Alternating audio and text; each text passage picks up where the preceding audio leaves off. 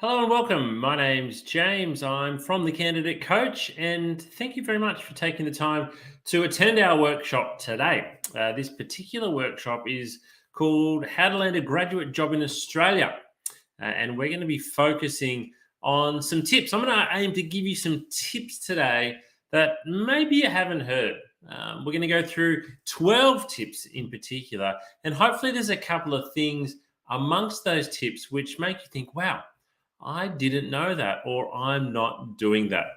Now, when applying for graduate jobs, it's probably that one type of role where there is a lot of information that is given to you. There's obviously a lot of attention. There's a lot of hype. Whether you're studying at a large university or a small private education provider, you've probably had some access to some graduate job seeking events, resources and materials to help you on your way, to help you prepare. So what I'm going to try and look at a little bit today is maybe some tips that you haven't been given, but are things that I think and things that I've seen can make a really big difference when it comes to applying for a graduate job and standing out, because we know the graduate recruitment process is extremely popular. So welcome to today's workshop, How to Land a Graduate Job in Australia. Now, just to begin with, a couple of housekeeping things. If I do look today like I'm looking over to the right a little bit, that's because that's where my presentation screen is, and hopefully you can see that really well. But in terms of housekeeping, if I do drop off the line at all today, because I'm coming to you live, if I lose internet connection or there's a power outage, I'll rejoin as quickly as I can. Do ask lots of questions in the comments box where you are. Your questions will be answered live as you ask them, and take lots of notes. So this is really important. When you hear something for the first time, when you're in a learning environment, the way something resonates with you the first time is really quite powerful. When you hear that learning for the second or third time, it kind of doesn't resonate in the same way. It doesn't hit you in the same way. So take notes as you're going today. And if you do learn something, write it down in that moment, and think about how you can apply it in that moment. And also, you can watch a recording of today's workshop. So this will be on our YouTube channel within a matter of minutes of the workshop concluding. You can go and watch that again straight away if you like. You can come back and watch that in a week, a month, a year. You can also share it with your friends and colleagues who may also be applying for work. Now, just a little bit about me, your presenter, James. Who am I? Well, I'm a director at Smart Recruitment, and I've been working in recruitment since 2005. So well over 15, over 16 years now, coming up to my 17th year in recruitment. In that time, I think I've conducted around 3,000 interviews and around 600 group assessments. It could easily be a lot more than that. It could easily be double that many, to be honest. And I've placed well over 1,000 people into jobs. Launched the Candidate Coach, the platform that we're meeting on today, in December 2019. Alrighty, so let me start off with a question. Are you planning on applying for a graduate vacancy in the next 12 months?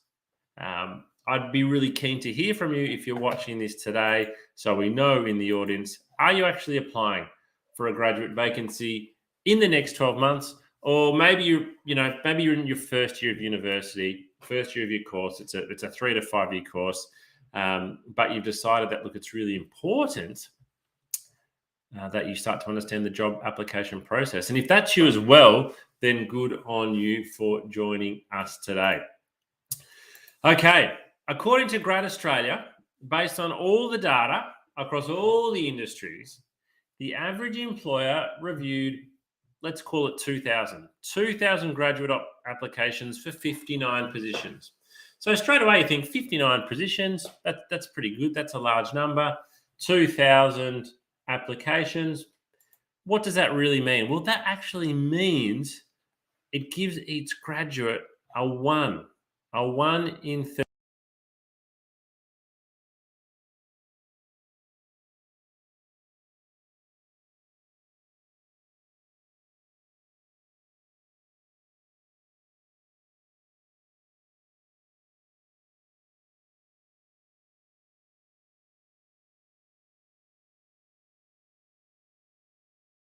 chances of getting the job, or does it actually make you feel, a bit dismayed?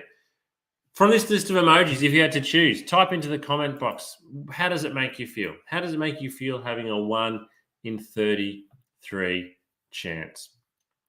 What it means to me is we need to be doing all the little things well. We need to be doing all the little things well.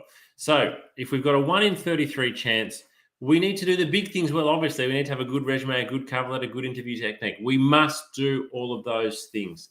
But when it comes down to 1 in 33, we need to do the little things well. We need to do the little things well as well. We basically need to do everything well. There's going to be some luck involved. But if you do all the small things well, you can turn the luck in your favor. So hopefully through some of the tips today, we're going to be able to show you what you can do. All right, so let's get stuck into it. 11 job hunting tips in a competitive market. I'm actually going to give you 12 tips today. I've added in a 12th one. So my tip number 1 is, first of all, realize that all graduates meet the selection criteria. This is a really important thing. So when you apply for a graduate job, and I was the same when I applied for graduate jobs 17 years ago, you think, oh, look, it says graduate accounting position. I'm a graduate accountant, and you apply for the job, and then you don't even get to interview. And you think, well, why didn't I get to interview? I meet the selection criteria. They're asking for a graduate accountant. That's me. Well, what you need to realize is that everybody who applies for that job meets the selection criteria. So by being a graduate, all it means is you're allowed to apply. It doesn't mean you're special for the job. It doesn't mean you're going to go straight to an interview stage. It doesn't mean you're going to get offered the job. All it means is you meet the minimum criteria to apply. So some graduates rest on their laurels here and they think, well, I'm a graduate. This is a graduate job. Those two things meet. I'm going to be successful here. The answer is no. All it means is you can apply for the job. You've kind of got to the starting position. You've been given entry into the race. Think of it that way. So it is really important to realize this, because if you think I'm a graduate, I'm going to get the job, you're way off. You're absolutely way off. What you need to think is, great, I've graduated. I've got to the starting point of being able to apply for jobs. Now I've got to continue to impress. I've really got to continue to impress. This is a really frustrating lesson for a lot of graduates to realize, because you've done a lot of hard work. You've finished high school, you've done a 3 to 5 year degree, sometimes even longer. You've found the graduate job that looks really interesting. You apply for it and you don't hear back. And the reason is that you've rested on your laurels. You've put in an average application, whereas the candidates you're competing with, and the other 32 candidates going for that one job, the same job as you, they've put in a lot of effort. So you need to realize that all graduates, everybody who is applying for the job, meets the selection criteria. So that does not make you special. Maybe this is a harsh lesson for you to hear, but it's an important one for all graduates to be aware of. All right, tip number 2. I'd love to hear your answer. Type this into the comments box. Are you attending careers fairs? Are you attending careers fairs, graduate expos, whatever you like to call them? We've popped a photo on the screen there. I'll bring.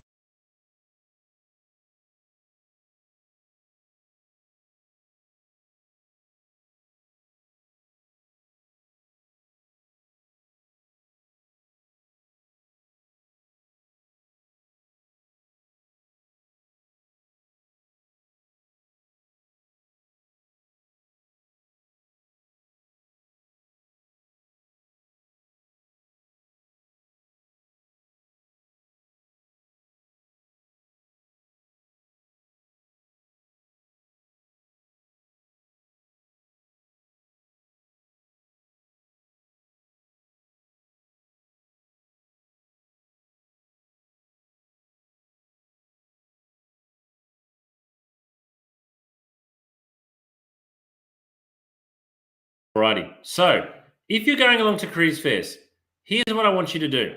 I want you to go along with a pen and paper, and at each stand or each stall that you go up to, when you are talking to that organization about their graduate program, you'll probably be given a leaflet, you'll be given information, you might be given a show bag, a stress ball, a lollipop. What I want you to do, though, is to actually write down the names of the people you speak to. And if you don't know what their name is, or they don't have a badge, ask them what their name is. So if you meet Sandra Brown from ANZ Bank, for example, and you have a good chat to her for 15 minutes, I want you to go away on your notepad, write down ANZ Graduate Quiz Fair, Sandra Brown, graduate program, whatever her title was. When you are then going through any of the application process with ANZ, I would use her name. So I would use her name in the cover letter. I would mention in the cover letter that I met Sandra Brown at the careers fair. You would mention in the interview, I met Sandra Brown at the careers fair, and I was really impressed when she mentioned this aspect of the graduate program. Using people's names is really powerful. We all like our names mentioned. Now, maybe you'll never see that Sandra Brown again, but what it will show the interviewer is that you remembered meeting her and that you are seeming particularly interested in working for this organization. So using people's names, tip number 2, is really powerful. Include in your cover letter and during your interview the name of the people you met, what they said and why you were impressed. What they said and why you're impressed. So if you said interview, I met Sandra Brown at the Monash University Careers Fair. We spoke for 15 minutes. She gave me a great insight into the first 3 rotations in the graduate campaign. What interested me most was when she said this. If you are giving an answer like this, the interviewer is thinking, wow, this graduate is really interested in working for us. They actually sound super, super keen. They remembered who they've met. So use people's names. You won't know their names, though, unless you go along to the careers fair, you talk to them, and you write down their names. Because you might not apply for a job with them for 6 months. You'll forget the name. Write it down. Take a notepad when you're going to graduate careers fairs. Take notes. All right, tip number 3. What is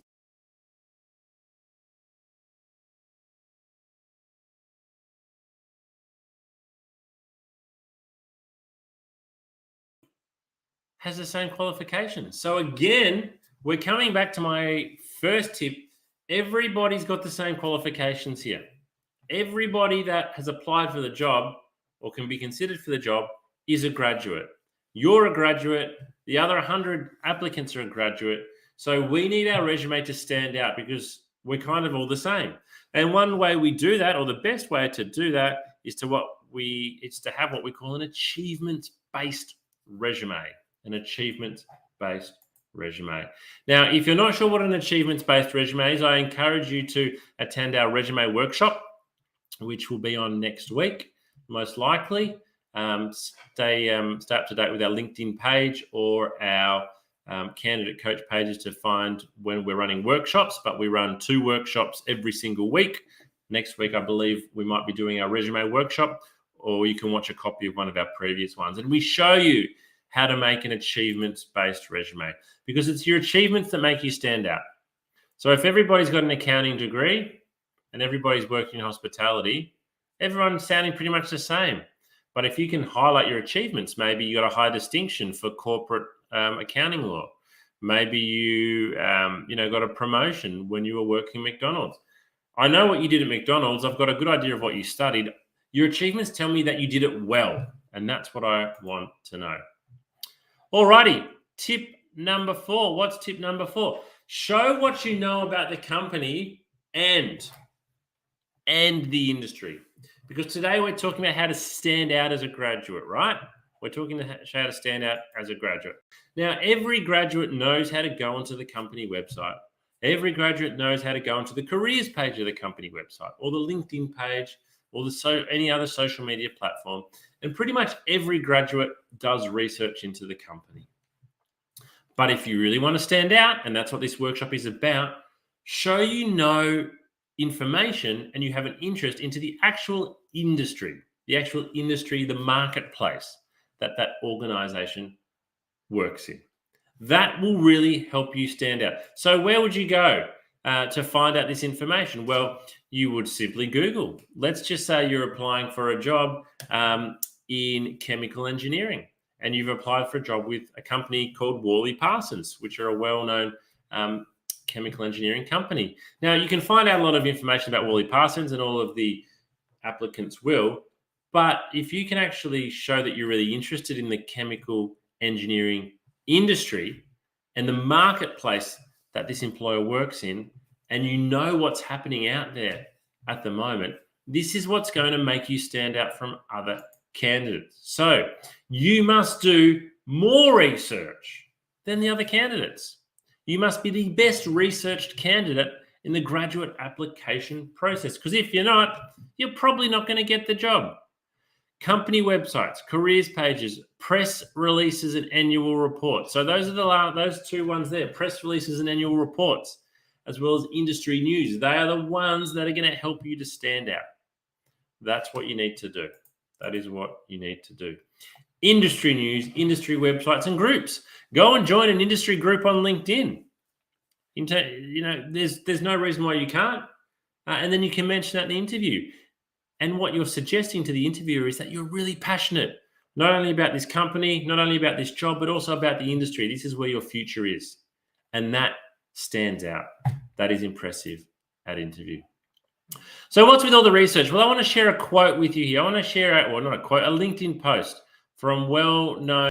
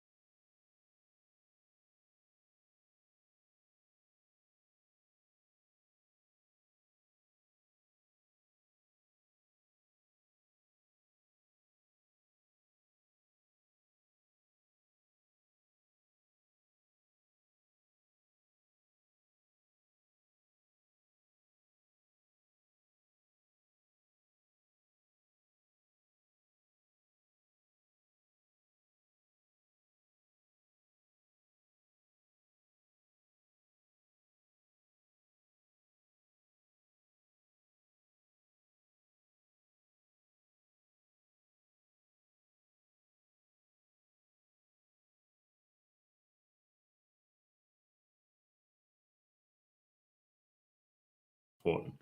I understand doing research takes effort, and you don't even know if it'll pay off. However, that's exactly what other applicants do to get the job, and they're the ones that you are competing with right from the beginning of the application. So you're hearing it there from the horse's mouth, so to speak. You need to do your research.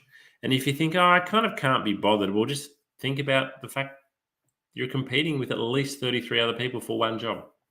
Do you think those other 33 candidates are going to be doing their research? You bet they are. All right. Tip number 5, let's research the recruitment process. Well, what do I mean here? First of all, find out what tests will you be taking. Testing, online testing, skills testing, psychometric testing, behavioral testing. Graduate recruitment programs love to test candidates. Find out what test you're going to be taking, and you can then go away and Google it. Go away and Google what test you'll be taking.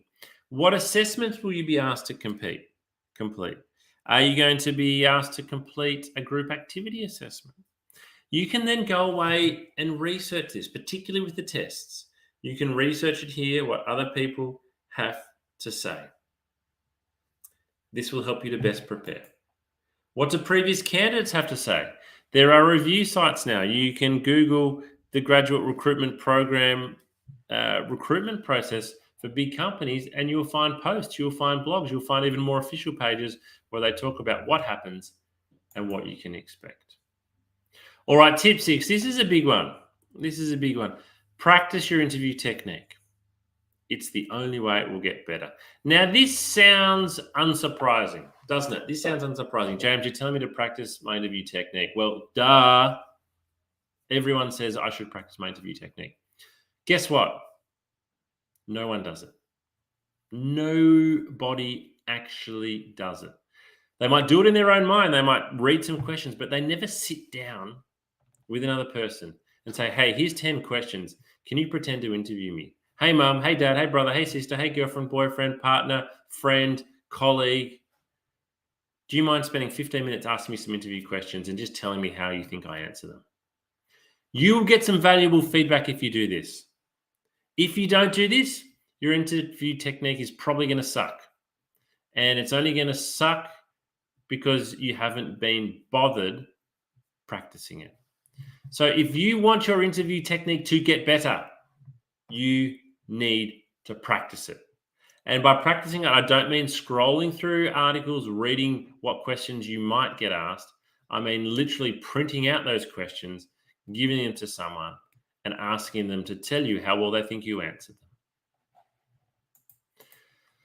All right, tip number 7 is on that note. One of the reasons why we don't practice our interview technique is because we think our interview technique sucks.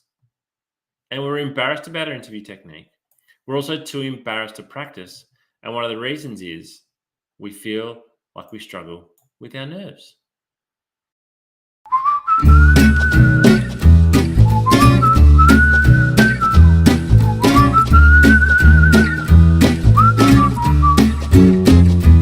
Thanks for joining us at The Candidate Coach, Dr. Barker. Tell us a bit about your background and the type of work you do.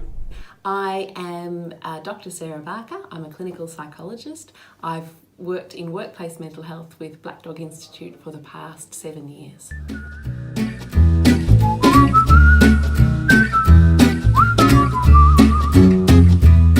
Dr. Barker, why is it common to feel nerves when going for a job interview? We commonly feel nervous, and I would say most people feel nervous when going for a job interview because we feel a lot depends on it and that we're going to be evaluated as well. So nerves are a very, very common response. It's really important to remember that the person who's doing the recruiting also feels nervous as well because they want to get the right person, and they're also aware that they're expecting people to come in feeling nervous as well. They know that that's a common human experience.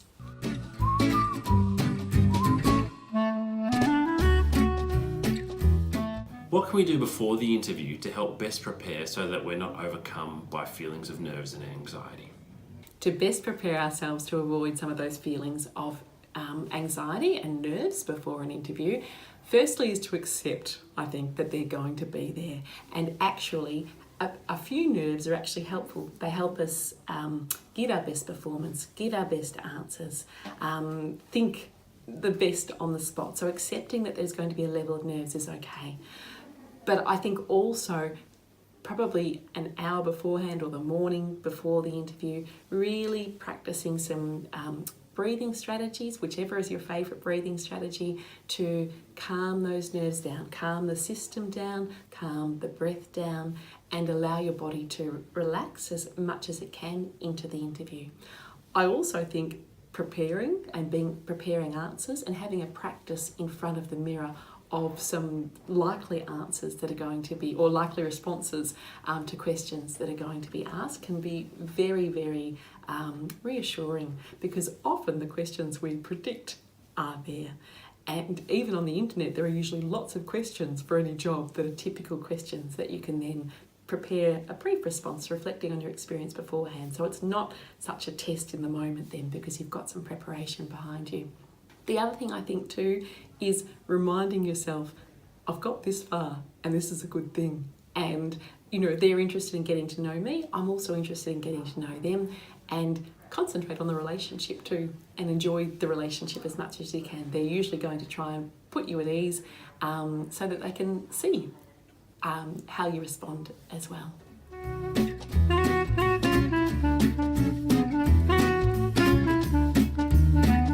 What can we do during the interview if we feel a bout of nerves or anxiety coming on?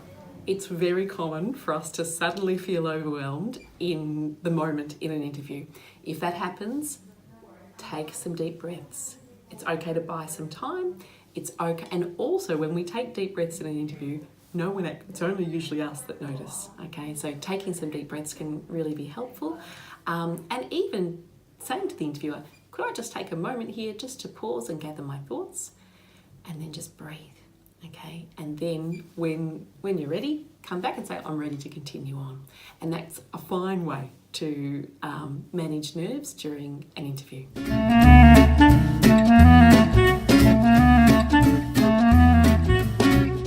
One tip that I think is a really useful one is to have a practice of your responses to the likely questions in front of the mirror.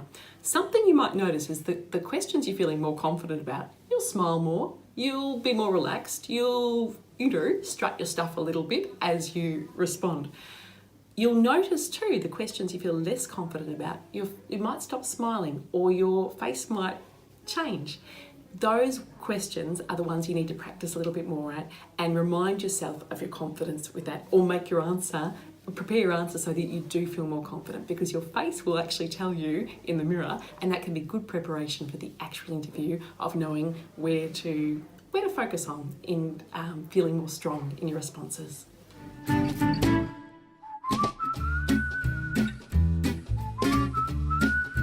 In summary, nerves and anxiety for interviews can be partially managed and avoided by preparing beforehand, using our breathing exercises and techniques to reduce stress so we're going in feeling calmer, and also during the interview by practicing those same skills. Often when we're nervous, we stop breathing or we breathe very shallowly. So if we start noticing ourselves doing that, really being conscious of our breath and paying attention to it and allowing that to carry us through.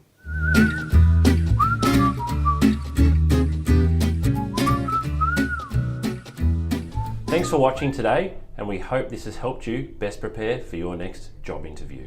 Good luck.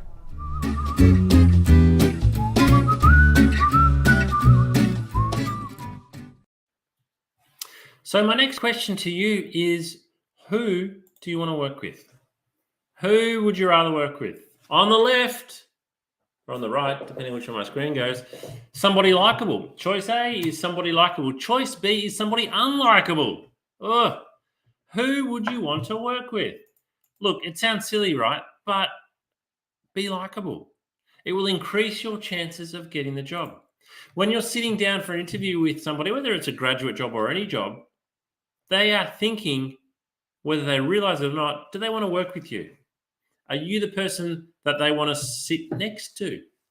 Right here next to me for 8 hours a day, 5 days a week, 48 weeks of the year, for the next 5 years. Now, if you come across as unlikable, negative, boring, aloof, disinterested, disengaged, the answer is going to be no. But if you come across as friendly, approachable, happy, positive, confident, engaged, and committed, the answer will be yes. So be likable.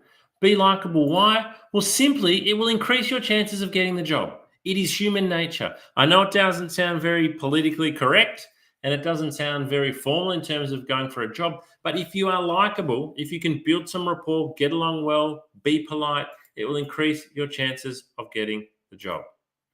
Tip 9, ask great questions.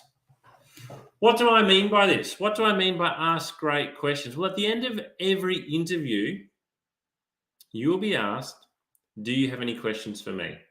Now, this is the one part of the interview where you actually get the opportunity to set the agenda here. So up until this point, you might have been asked 15 questions. You can only answer those questions. Now you kind of set the tone. So if you can ask some great questions here in this kind of free time, you can really differentiate yourself from the other candidates. So what do I mean by great questions? Well, don't ask what's the salary, what are the hours, where is it located, where would I be sitting? Ask some questions that help to show you have done a lot of research. As we talked about before, research into the company is absolutely base level, but into the industry, into the marketplace. Ask some great questions here to impress. The aim here is we want to impress the person that's meeting with us by asking some questions. The questions here can make you stand out. They absolutely can. Tip number 10. positive, responsive communication. So what do I mean by that? Well, a lot of job seekers think, okay, yeah, I'm going for an interview. I'll be my best self during the interview, and that's all I need to do. But no, there is lots of little interactions that are going to occur throughout the recruitment process. And on every one of those interactions, you are being judged. So answer the phone in a positive and professional manner. Have a voicemail. Have a voicemail set up. If you don't have a voicemail and I can't leave you a voicemail, I will move on to the next candidate. Show interest in the person that you're meeting. So you're not just going for a company and a job. Find out who you're meeting in advance if you can. Find their name. Look them up on LinkedIn. Show them. Ask them a question. Hey, James, I see you've been here for 4 years and you've been promoted twice. Congratulations. Why do you like working here? Show interest.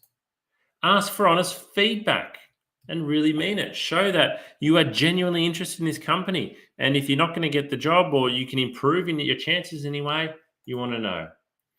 Have a thankful attitude. Simply say to the recruiter at the end of the interview, thanks for taking the time to meet with me today. I really appreciate it.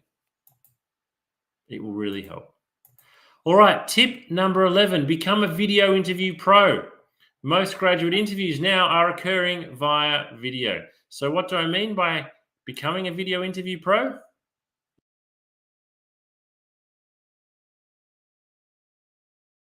Hi job seekers, James here from the Candidate Coach. One of the most common questions we've been receiving lately is around how to best prepare for a video interview. Due to the circumstances over the last 12 to 18 months, video interviews have become the most common way of meeting a candidate, replacing the in-person, face-to-face interview. So here are my top tips for what you need to do to make sure you are best prepared and presenting yourself as well as you possibly can when your interview is over video. So there's 4 main things that you really need to consider. The first thing is camera height. This is the biggest mistake that a lot of people make, is getting the height of their camera wrong. If you've got a laptop, for example, that is sitting on a desk, you need to lift it up. The camera should always be at eye height. You want to imagine the lens of a camera is the eyeball of a person. So if you are looking down at your laptop or your phone, it's going to look back up your nose. So keep the camera positioned at eye height. One of the great ways to do that is to buy a tripod, something like this. So if you don't have a tripod, it's well worth going out and spending the money. Here's another one that I've got here. This one in particular I find to be really, really good. These have both got lights which help, but this one here, you can adjust it to a full standing height if you like.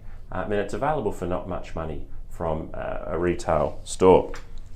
The second thing that is really important is the lighting. So having the light shining on your face. You don't want to have light shining from behind you because that creates a lot of glare. So have the light shining on your face, sit with a window facing you so that you are looking nice and clear on camera. The third thing is audio. You need to be in a nice quiet space so your voice comes across clearly, so that you don't have to yell, so that the sound is not distorted. If you are using a laptop, make sure you check about the sound direction. Some microphones only record from directly in front, and if you tilt your head sideways, the audio quality can go down quite significantly. And the fourth thing is, remember to show some personality with video interviewing. A lot of people speak to a camera in a different way that they speak to a person. So again, look at the lens of the camera and imagine you're speaking to a person. Smile. Talk with your hands if that's what you do, but don't look around the room. If you're nervous, don't look down at your hands. Look at the camera and give an answer as if you were giving it to a person. This can be challenging, particularly if you are being asked to record answers and there's not actually a person that you are speaking to, but personality definitely comes through on video, so make sure you show yours. And with everything, practice. If you're not sure how you're going to present, or you think, I don't think this is going to work really well, set up your camera, hit record, and just speak to the camera. Talk, see how you look, and practice several times. This is going to be the new norm, or not the new norm, it is the norm for quite some time now, so it's really important that you understand how to best prepare for video interviewing. Good luck.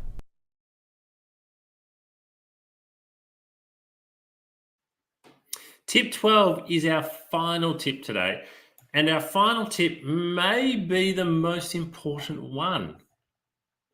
The final tip is missing out isn't the end of the world. Now, when you are a graduate, when you have spent so much time and effort and money and energy and sleepless nights and hours of study and exam preparation into graduating, and then it comes time to applying for a graduate job, and you line up the 5 or 6 companies that you're really keen on. You imagine yourself working there, you meet people, you go through a couple of interviews, you then get that letter and it says you're unsuccessful. And it is a big blow. It really is a big blow. I've been there myself. And I thought I missed out on my dream company that I wanted to work for about the last 2 years. I didn't even get to the first round of interview. And I felt like, well, what was the point of going and studying? 2 months later, I had an absolutely wonderful job and I've never looked back. So missing out on a graduate job isn't the end of the world. As we saw earlier, 1 in 33. There's 33 applications for every graduate job. So statistically speaking, you're not going to get a graduate job. So you actually need to be prepared on missing out. There are lots of options for you to take up if you do miss out. Alrighty, so if you're still wanting some more assistance after this workshop, I'd really encourage you to check out your candidate coaching platform, which has video coaching episodes, resume and cover letter templates, interview questions, practice tests. You can take practice tests to check your skills. You can download checklists to make sure you're best prepared. There's articles you can read. We have advice for executive job seekers, mental health support. A lot of information on our upcoming live workshops. As I've said before, we run 2 workshops most week. That's 8 a month. And all of this is available for you for free. Now, before you go, please spend a couple of minutes, 2 minutes actually, because we created a 2-minute survey. It only has 5 or 6 questions. Head to surveymonkey.com/r/candidate coach. We want to hear your feedback from today. What did you like about the session? What didn't you like? And importantly, what other topics can we give you coaching on? And please do follow us on our LinkedIn page. That's where you can keep up to date with everything that's going on with the Candidate Coach. But thank you very much for joining me today. We'll hang around in the chat function for another 10 minutes to answer any other questions that come through. But we will finish today with this video, which I'd really encourage you to watch because what it does is highlight the importance of looking after your mental health when you're looking for work. Have a great day.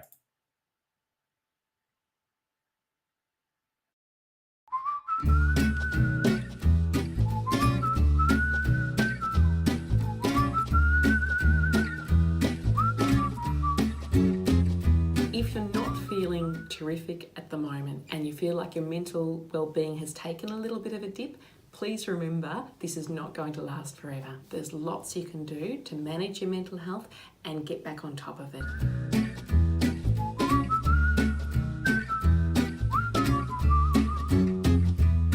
I am Dr. Sarah Barker. I'm a clinical psychologist.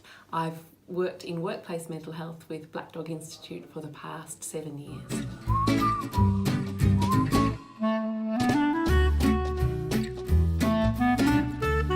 I work with a lot of adults and young people, mainly with anxiety, depression, trauma as well, a range of issues, and many who are looking for work and undergoing that process of trying to find employment.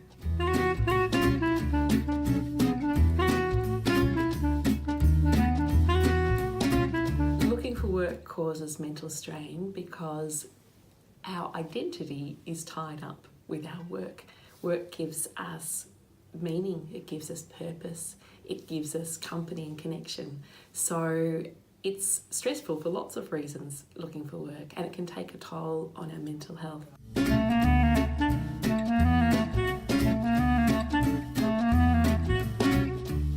It's really important for us to be aware of the signs that our well-being and our mental health might be dropping.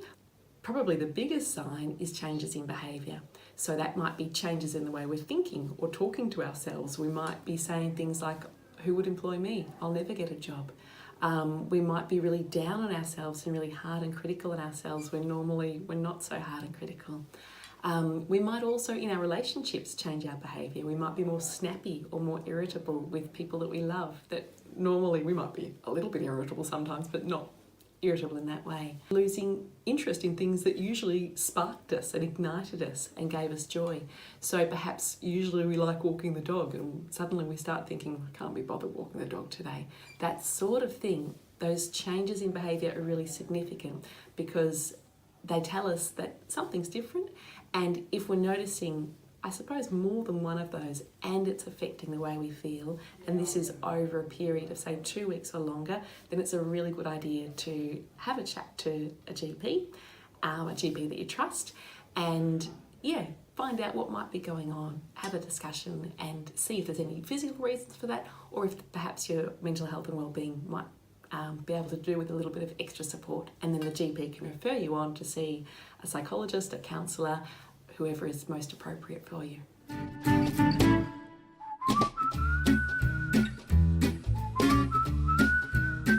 There are so many great things you can do to look after your mental health when you're looking for work, and it's really important that you do. My very top tip would be really talking kindly to yourself and being compassionate with yourself. I think when we're looking for work, we can have a lot more questions like, will I ever get a job? Will I ever be employed? It can feel like this could go on forever. So being kind to ourselves and saying things like, it will work out. There will be a day, my efforts will be rewarded. It will just take time. I just need to keep trying. Reminding yourself of your strengths. And that might even be tapping into people you love and asking them what your strengths are, because sometimes it's harder to find them when our mood's a bit low and we're feeling more worried. We can be harder on ourselves. I think that routine is really, really important to our well-being.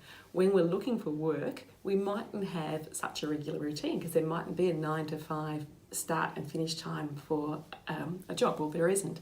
So instead, thinking about looking for work as a job in itself can be helpful. Having a start time and a finish time can be really helpful, and some set tasks that you hope to achieve that day. Purpose is really important too. So purpose might come through routine, but it can also come through other things. Meaning's really important, and our work gives us meaning. So when we're looking for work, meaning mightn't feel like it's there as much. Part of what we can do is infuse those tasks with meaning. So I am doing these things today, I'm looking for work, and that is meaningful in itself because there's an end goal to this. It will be something that's good for me and good for the people that I love as well.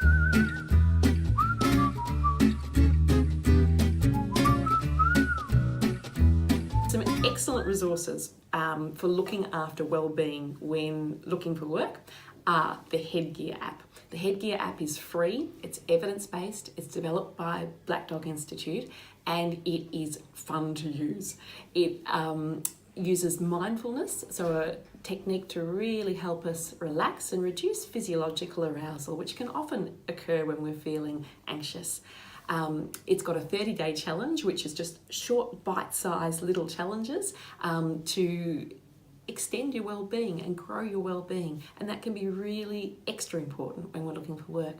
There are also some really terrific resources available through the Black Dog Institute. One of them is a beautiful self-care plan that encourages you to think about your top coping tips, the things that personally work best for you, that are positive coping strategies. Another really good resource is through Beyond Blue, and they've got some excellent resources to look after mental health while looking for work, and also when people are recently out of work as well.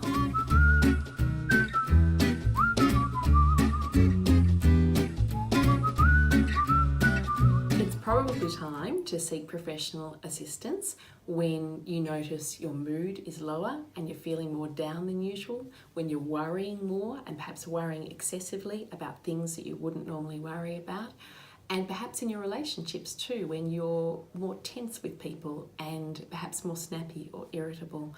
All of these are signs that perhaps our mood is not in the greatest space and our well-being is not in the greatest space, and that it can be a great idea then to chat to your GP, who can then refer you to an appropriate person to help you strengthen your well-being.